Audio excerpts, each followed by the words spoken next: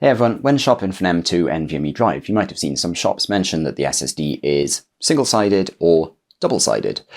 But what exactly does this mean? And is one better than the other? So, M.2 NVMe drives look a bit like this.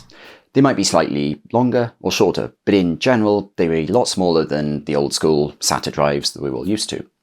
They achieve this size reduction by using high-capacity storage chips that you can see here, and then placing the chips directly onto the PCB. If the chips are on both sides of the M.2 drive, then it is a double-sided drive. However, if the chips are only on one side of the SSD, it's known as single-sided. Simple. And that's pretty much all there is to it. But what does this mean in practice? Well, single-sided chips are a lot more common. That's because most manufacturers can cram up to 1 terabyte of storage onto a single side. As a result, you usually only see double-sided drives when they start offering 2 or 4 terabytes of storage.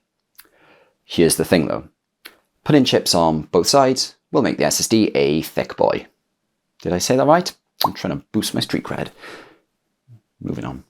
Because double-sided drives are thicker, they might not fit on all M.2 slots if there's a lack of space, such as in some laptops. Or they might just about fit, but then end up bending the PCB when you put the case back on, which obviously isn't ideal.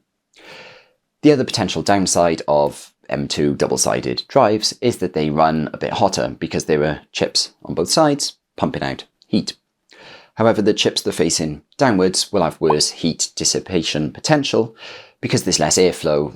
You know, the actual storage chips are a bit more squished into the motherboard and there's less air flowing through them compared to the ones above it. That's where things like rubber pads and M.2 risers come in, so they can lift the M.2 drive up a bit, and this can help a lot with cooling. Of course, there won't always be space to use these in all motherboard and M.2 slot configurations.